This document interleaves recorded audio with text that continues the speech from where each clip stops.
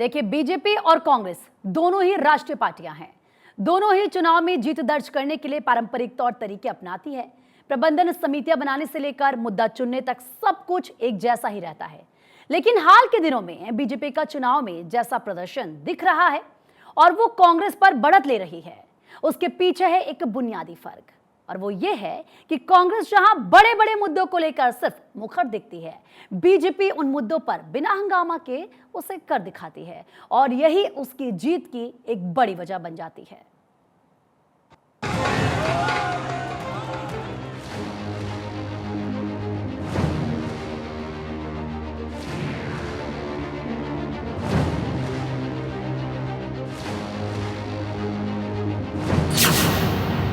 चुनाव प्रबंधन, मुद्दों का चयन, ठोस चुनावी वादे और सोशल इंजीनियरिंग।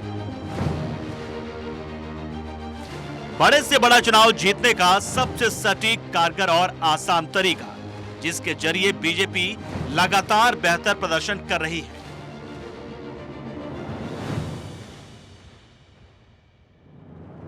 नरेंद्र मोदी की कमान वाली भारतीय जनता पार्टी और कांग्रेस की राजनीति का एक बुनियादी फर्क यही है कि बीजेपी जमीनी वास्तविकताओं को समझते हुए सोशल इंजीनियरिंग करती है, जबकि कांग्रेस इस मामले में आदर्शवादी बातें ज्यादा करती है, जैसे इन दिनों राहुल गांधी करते फिर रहे हैं। बीजेपी आमतौर पर सामाजिक न्याय, आरक्षण या जाति गणना पर बड़ी बातें नहीं करती, लेकिन जैसे मौका मिलता है आदिवासी, पिछड़ा, ब्राह्मण, दलित, ठाकुर सबका समीकरण बना लेती है। बीजेपी ने यह काम बिना कहे और बिना ढिंढोरा पीटे ही किया है। इसी कड़ी में 3 मुख्यमंत्री, 6 उप मुख्यमंत्री और 3 स्पीकर के जरिए उसने संदेश दिया है। भाजपा ने व्यापक रूप से अलग अलग सामाजिक समूहों को ये मैसेज दिया है। सोचें, जाति गणना कराई है राजद, जेडीयू और कांग्रेस गठबंधन की बिहार सरकार ने, लेकिन उस पर सबसे पहले अमल किया है बीजेपी ने। तीनों राज्यों में तमाम नियुक्तियों पर जाति गणना का असर दिख रहा है। दूसरी ओर कांग्रेस और उसकी सहयोगी पार्टियां जुबानी जमा खर्च ज्यादा कर रही हैं। बिहार में आरजेडी, जेडीयू और कांग्रेस की सरकार ने जाति गणना कराई। आबादी के अनुपात में आरक्षण बढ़ाने का ऐलान भी किया गया, लेकिन सत्ता नीतीश कुमार और लालू प्रसाद के परिवार के हाथ में ही रहेगी। जाति गणना के आंकड़ों में सबसे बड़ा आबादी समूह अत्यंत पिछड़ी जाति वर्ग का है। बिहार की बात करें तो पिछड़ी जाति की कुल आबादी में हिस्सेदारी 36% के आसपास है। बावजूद इस समूह से प्रदेश के मुख्यमंत्री क्यों नहीं बनाए जाते? पिछले 33 साल से यादव और कुर्मी के पास ही मुख्यमंत्री की कुर्सी है, जबकि यादव कुर्मी की आबादी में साझा हिस्सेदारी 17% है। दूसरी ओर बीजेपी ने जाति गणना का एक तरह से विरोध किया है, और प्रधानमंत्री मोदी बार बार कहते हैं कि उनके लिए सिर्फ 4 जातियां हैं, गरीब, किसान, नौजवान और महिलाएं।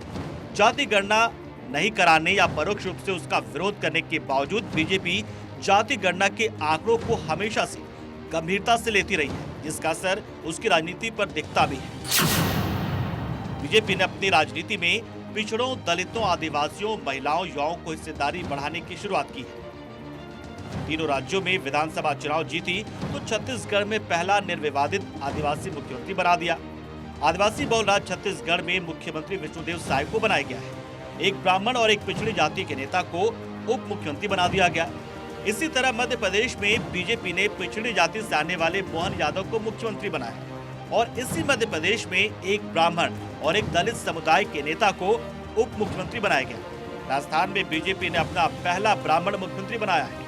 साथ में एक राजपूत और दलित समाज के नेता को उप मुख्यमंत्री बनाया गया। हालांकि चुनाव में बीजेपी ने इस तरह का कोई वादा नहीं किया था या सामाजिक न्याय का मुद्दा लेकर लड़ने भी नहीं उतरी थी। बावजूद उसने कांग्रेस से बेहतर प्रदर्शन किया। कांग्रेस के राहुल गांधी और दूसरे नेता जाति गणना और आरक्षण बढ़ाने के मुद्दे पर चुनाव लड़ रहे थे। इसका नतीजा ये हुआ कि अगली जातियों में ये मैसेज बना कि कांग्रेस उनकी विरोधी है। पिछड़ी जातियों में भी कांग्रेस को लेकर भरोसा नहीं बना कि वो सचमुच उनकी हितैषी है।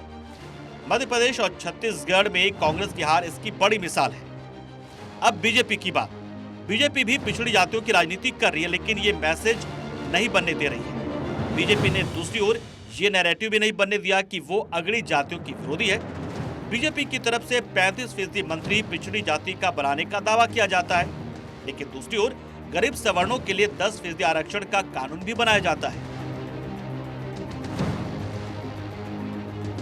अभी 3 राज्यों में ब्राह्मण समाज से 1 मुख्यमंत्री और 2 उप मुख्यमंत्री बनाए गए। देश में मुख्यमंत्री भजनलाल शर्मा के अलावा राजेंद्र शुक्ला, विजय शर्मा, देवेंद्र फडणवीस और ब्रजेश पाठक के रूप में 4 उप मुख्यमंत्री ब्राह्मण ही हैं। 2 राजपूत मुख्यमंत्रियों योगी आदित्यनाथ और पुष्कर सिंह धामी के रूप में बीजेपी के 2 राजपूत समाज से आने वाले मुख्यमंत्री हैं, तो दिया कुमारी के तौर पर 1 उप मुख्यमंत्री भी। इस तरह भाजपा ने संतुलन बनाने की कला दिखाई है।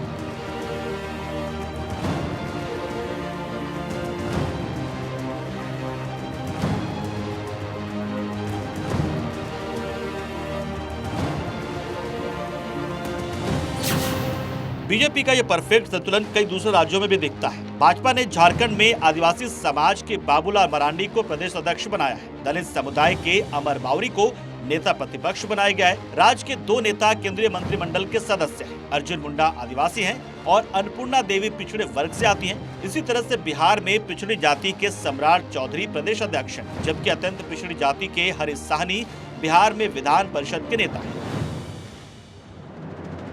बिहार में जरूर बीजेपी ने विधानसभा में अगड़ी जाति का नेता प्रतिपक्ष रखा है, लेकिन उसका दूसरा कारण है। विजय सिन्हा पहले स्पीकर थे और अब नीतीश कुमार से उनका झगड़ा हुआ था। नीतीश ने सदन के अंदर आसन पर बैठे विजय सिन्हा का अपमान किया था, इसलिए अगड़ी जातियों में नीतीश के खिलाफ मैसेज बनवाने के लिए उनको नेता विपक्ष बनाया गया। इसका मतलब यह है कि जिन राज्यों में जाति और समुदाय का मुद्दा राजनीति को प्रभावित करता है, वहाँ भाजपा जरूर उसके संतुलन का ध्यान रखती है।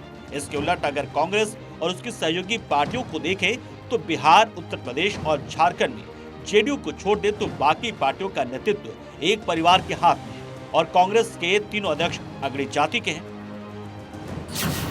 बीजेपी की सोशल इंजीनियरिंग। बीजेपी पहले भी सोशल इंजीनियरिंग का बहुत ख्याल रखती रही है। बीजेपी ने गोविंदाचार्य की पहल पर उत्तर प्रदेश में सोशल इंजीनियरिंग की थी। तब यूपी में कल्याण सिंह, विनय कटियार, ओम प्रकाश सिंह जैसे पिछड़े नेता होते थे, तो मध्य प्रदेश में उमा भारती, बाबूलाल गौर और शिवराज चौहान का प्रयोग हुआ और इसी कड़ी में मोहन यादव का चयन हुआ। हिंदुत्व के व्यापक संदेश और राष्ट्रवाद के बहुत स्ट्रॉन्ग डोज के साथ बीजेपी ने सत्ता में जातियों की भागीदारी का संतुलन भी बना रखा है। असल में बीजेपी को पता है कि संचार साधनों की प्रचुरता के मौजूदा दौर में सिर्फ बातों से काम नहीं चलेगा। जिन लोगों का वोट लेना है उनको सत्ता में हिस्सेदारी देनी होगी और उन्हें भरोसा दिलाना होगा कि उनके राजनीतिक, सामाजिक, आर्थिक हित सुरक्षित है। दूसरी ओर लगभग सभी प्रादेशिक पार्टियों के लिए सामाजिक समीकरण का मतलब कुछ चुनिंदा परिवारों के हितों की रक्षा करना है। कांग्रेस नेता राहुल गांधी की समस्या यह है कि वे हमेशा एक लाइन ही पकड़कर चलते रहते हैं। राजनीति में संतुलन और जिस मध्य मार्ग को साधने की जरूरत होती है उसका प्रशिक्षण उनका नहीं है। दूसरे, वे जो बड़ी बड़ी आदर्शवादी बातें करते उसके हिसाब से उनकी पार्टी का आचरण नहीं होता है। जाति के मामले में भी विरोधाभास सबको दिखाई दे रहा है। Bureau report, Bharat 24।